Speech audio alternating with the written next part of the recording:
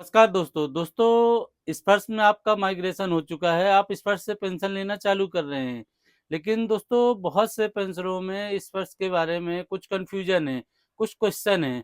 तो दोस्तों आज इसी क्वेश्चनों को देखते हुए मैंने 5 पॉइंट बनाए हैं। आप ये पांचों पॉइंट देखिए, काफ़ी इंपॉर्टेंट है स्पर्श के बारे में। अगर ये 5 पॉइंट आप समझते हैं तो मोस्टली जो प्री और पोस्ट की एक कहावत है कि हम पहले के पेंशन है, हम बाद के पेंशन है, हमें जानकारी नहीं मिल रही है या हमें कम मिल रहा है, तो वो कंफ्यूजन आज के वीडियो में दूर हो जाएगा। तो आप पॉइंट देखिए। हाँ, थर्ड नंबर वाला पॉइंट दोस्तों इम्पोर्टेंट है, तो आप उसको थोड़ा बारीकी से समझिएगा, क्योंकि मोस्टली जो ये थर्ड नंबर पॉइंट के इर्द गिर्द ही सभी पेंशनरों का अभी जो लेटेस्ट है और पुराने लेटेस्टों का तो अपडेट है, लेकिन जो पुराने प्री 2006 के पहले पेंशन है उनको प्रॉब्लम है। तो चलिए दोस्तों आज का वीडियो शुरू करते हैं, जो है हमारा स्पर्श के बारे में। दोस्तों पहला पॉइंट है स्पर्श में डाटा अपलोड बट कोरिलेंडर पीपीओ नॉट अपडेट। दोस्तों आपने स्पर्श में कुछ प्रॉब्लम थी, आपने कुछ डाटा अपलोड किया जो आपका करेक्ट था, लेकिन आप ये कंफ्यूज हुए कि हमारा स्पर्श पीपीओ में जो कोरिलेंडर पीपीओ है उसमें अपडेट नहीं किया। तो दोस्तों आपकी एक जानकारी के लिए बता दूं कि जो कोरिलेंडर पीपीओ है, जो आपके पीपीओ बनते हैं, आप ये याद रखिए कि जो फर्स्ट पीपीओ बनेगा वो आपके रिटायर्ड में बनेगा।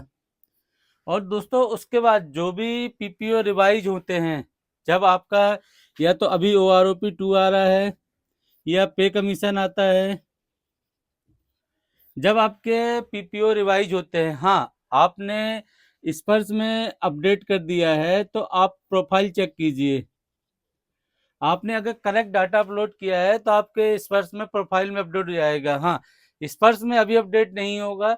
जब आपका ओआरओपी का या पे कमीशन का रिवाइज होगा, जब आपकी पेंशन रिवाइज होती है दोस्तों, जब भी आपका नया पीपीओ रिलीज होता है, नहीं तो आप चला आता है। तो आई होप आप समझ गए होंगे दोस्तों कि अब डाटा अपलोड करने बस से नहीं है, आपने डाटा अपलोड कर दिया तो आप स्पर्श में अपना पूरा देख सकते हैं, प्रोफाइल से लेके क्या अपडेट किया तो क्या सही है कि नहीं है। आप पीपीओ के लिए मत लेइए, क्योंकि पीपीओ का जब तक ओआरओपी या पे रिवीजन नहीं होगा, जब तक आपका नया पीपीओ नहीं बनेगा। आई होप आपका फर्स्ट पॉइंट दोस्तों क्लियर हो गया होगा। अब चलते हैं सेकंड पॉइंट की ओर। दोस्तों मेरा सेकंड पॉइंट है, जो आप देख सकते हैं बोर्ड में, प्री 2016 और पोस्ट 2016। तो दोस्तों प्री और पोस्ट में कुछ पेंशनों में कंफ्यूजन है। जैसे प्री 2016 के पहले के बोलते हैं कि हमें तो कुछ नहीं मिल रहा है, पोस्ट वालों 2016 के बाद वालों को सब मिल रहा है। मिलने के प्रॉब्लम दोस्तों ये है कि जैसे स्पर्श की जो सुविधाएं हैं, वो बोलते हैं कि हम तो अवेल नहीं कर पा रहे हैं।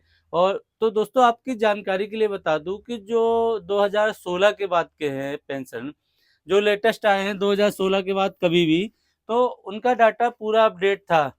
उनके ज़माने में कंप्यूटराइज सिस्टम था। आप ये देखिए कि जो 2016 के पहले पेंशन आए थे तो कंप्यूटर वगैरह नहीं था, तो वो हाथ से था, तो पूरा अपडेट उनके डॉक्यूमेंट में नहीं थे। पहले टाइपराइटर का ज़माना था, तो किसी की डेट ऑफ बर्थ ही नहीं है, किसी की वाइफ का नाम नहीं है। और आप यही देखते हैं 2016 के बारे में, तो उनका पूरा पर्सनल डाटा अपडेट था।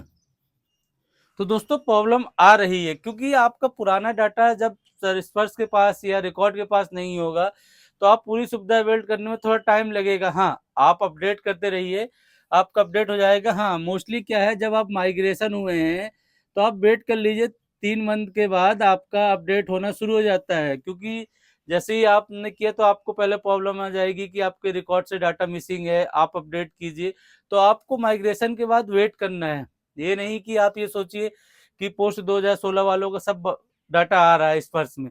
तो दोस्तों उनका पहले से ही पूरा डाटा फिट था कि उनका नाम नंबर जो वाइफ के थे, Aadhaar card, PAN card, email ID, mobile number सब फिट थे। यहाँ 2016 के पहले पेंशनरों का है कि कोई 86 का है, या उनके किसी का वाइफ का भी नाम नहीं है, किसी का ईमेल आईडी नहीं है, फ़ोन नंबर नहीं है। तो आप इस चीज़ के लिए कंफ्यूज मत रहिए कि इनको सब फैसिलिटी मिल रही है स्पर्श में, हमें नहीं मिल रही। दोस्तों वो आपको भी लागू है, आप जितना इनको मिल रहा है। हाँ, आपका थोड़ा डाटा मिसमैच था, आपका डाटा नहीं करेक्ट था, इस कारण आपको ये प्रॉब्लम आ रही है, जो जल्दी सॉल्व हो जाएगी। अब चलते हैं नंबर तीसरे पॉइंट की ओर। नंबर तीसरा पॉइंट है दोस्तों स्पर्श डॉक्यूमेंट का। दोस्तों अभी आप स्पर्श में अपलोड कर रहे हैं, चाहे आप प्री हैं या पोस्ट हैं, मतलब 2016 के पहले के हैं या बाद के हैं या कभी के भी रिटायर हैं, तो आपको डॉक्यूमेंटेशन में थोड़ा प्रॉब्लम आती है। दोस्तों, आपने ये देखा है कि आपको सबसे ज़्यादा प्रॉब्लम आती है किसी बच्चे की डेट ऑफ बर्थ चेंज के लिए। हाँ, अब अगर एग्जाम्पल के तौर पे चिल्ड्रन की डेट ऑफ बर्थ चेंज करना है तो दोस्तों इसमें तो प्रॉब्लम नहीं है, क्योंकि जो आपके बच्चे हैं वो उनके पास स्कूल लिविंग सर्टिफिकेट होगा और उनका डेट ऑफ बर्थ सर्टिफिकेट हो सकता है,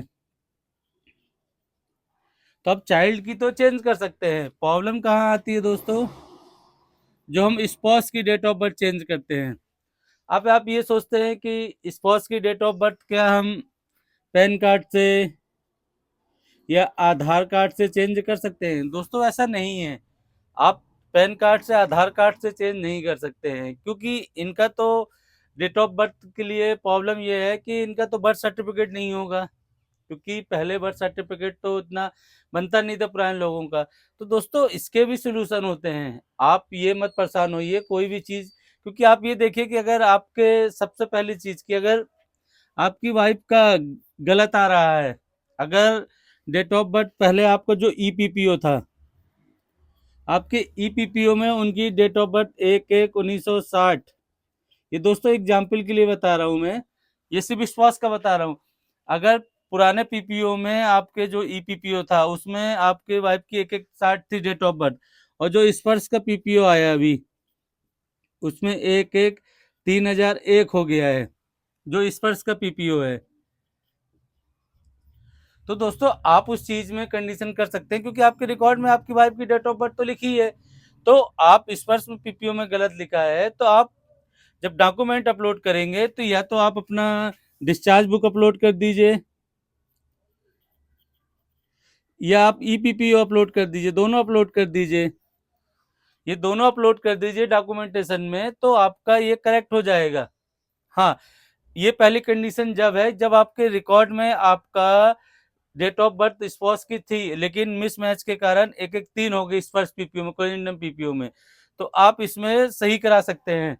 लेकिन दोस्तों दूसरी प्रॉब्लम भी है, अब कुछ पेंशनर होंगे जो अभी आप अगर वीडियो शुरू से देख रहे हैं तो आपको पता होगा, मैंने बताया था कि प्री और पोस्ट 2016 के पहले, तो कुछ पेंशन ऐसे होंगे जिनकी वाइफ का ईपीपीओ में पहले डेट ऑफ बर्थ ही मेंशन नहीं होगा और आप चाहते हैं स्पर्श में अपलोड करने के लिए, तो दोस्तों डायरेक्ट आपका स्पर्श में अपलोड नहीं होगा। से संपर्क कर लीजिए, वो आपको पूरी कार्रवाई बता देंगे कि आपको क्या करना है, वो आपका अपडेट भी हो जाएगा और फिर आप ऑटोमेटिक आपको स्पर्श में अपलोड नहीं करना पड़ेगा, वो सैनिक सोल्जर बोर्ड के थ्रू आपके रिकॉर्ड जाएगा, रिकॉर्ड के थ्रू आपके पीसीडीए और प्रयागराज में आ जाएगा। तो जिनका डेट ऑफ बर्थ नहीं है ये वो कर सकते हैं। मैं दोस्तों इसीलिए बोल रहा था कि इम्पोर्टेंट पॉइंट है, क्योंकि बहुत से कंफ्यूज क्या होते हैं, बच्चों का तो अपलोड हो जाता है, लेकिन जब स्पॉस की आती बारी जब बोलते हैं कि हम पैन कार्ड आधार से कर दें, क्योंकि दोस्तों पैन कार्ड आधार कार्ड से आपकी डेट ऑफ बर्थ वेरीफाई नहीं होती रिकॉर्ड में।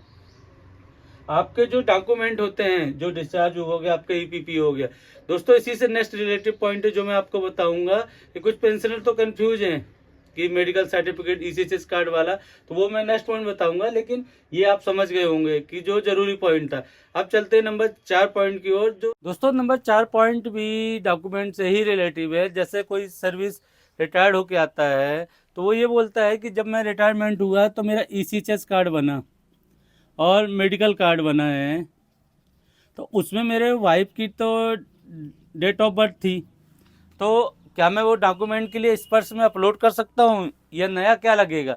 तो दोस्तों आप एक चीज़ ध्यान रखिए कि जो आपका पीपीओ रिलीज होता है वो आपका होता है पीसीडीए प्रयागराज से, आपके रिकॉर्ड से मतलब नहीं है। आप एक चीज़ कंफ्यूज मत होइए, क्योंकि आपका जो पीपीओ है वो पीसीडीए प्रयागराज रिलीज करता है, आपका रिकॉर्ड से नहीं होता। हाँ, आप रिटायरमेंट हुए, आपने ईसीएचएस कार्ड बनवाया, फॉर्म में अपने वाइफ की डेट ऑफ बर्थ मेंशन कर दी, आपका वेरीफाई हुआ, लेकिन आपकी डिस्चार्ज बुक में लिखा, क्योंकि डिस्चार्ज बुक तो आपकी रिकॉर्ड से फिलअप हो रही है, वो डाटा जब तक रिकॉर्ड ने पीसीडीओ को नहीं भेजा, पीपीओ रिलीज नहीं हुआ, तो आपकी डेट ऑफ बर्थ स्पर्श में नहीं आई होगी।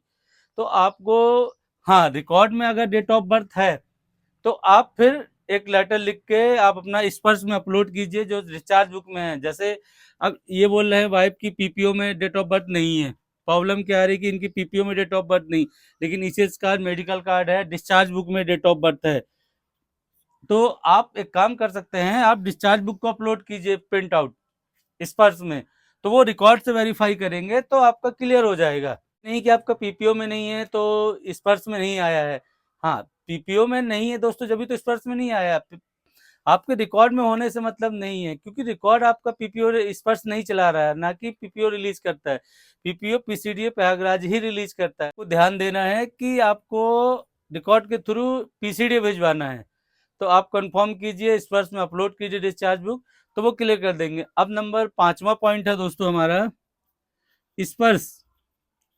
अब दोस्तों स्पर्श से क्या समझते हैं, देखिए आपको जो ये प्रॉब्लमें आ रही हैं, आप स्पर्श के बारे में समझिए कि स्पर्श सिस्टम है क्या। क्योंकि आगे डिजिटल होता जा रहा है तो आपकी पेंशन आती रहेगी, इसी में आपका इंटाइटल आएगा, फॉर्म नंबर 16 आएंगे। आप धीरे धीरे समझिए, क्योंकि जब तक आपको पेंशन लेना है, जब तक तो स्पर्श से आपको पाला पड़ता ही रहेगा।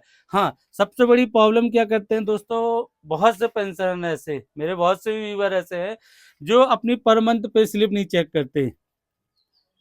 दोस्तों आपको per month pay slip check करना है, आपका मैसेज आता है पेमेंट का, ठीक है, आपने ईमेल आईडी दे रखा है, आप per month pay slip check कीजिए। आपने अगर कुछ अपडेट किया है, आधार कार्ड, पैन कार्ड, तो वो पे स्लिप में भी शो होता है। आप ये ध्यान रखिए, ऐसा नहीं कि पे स्लिप में शो नहीं होता।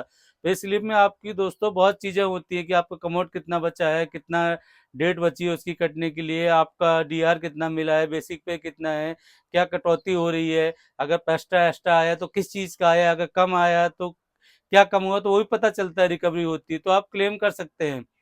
चलिए दोस्तों, आज मैंने आपको स्पर्श के बारे में 5 पॉइंट बताए हैं। हाँ, आपने अगर इनको अच्छे से बारीकी समझा तो आपके वीडियो बहुत काम का है। आप दोस्तों को अपने फॉरवर्ड कीजिए। आपको अगर नहीं समझ में आया तो आप वीडियो के नीचे कमेंट्स कीजिए। मिलते हैं एक नए वीडियो में। नमस्कार दोस्तों।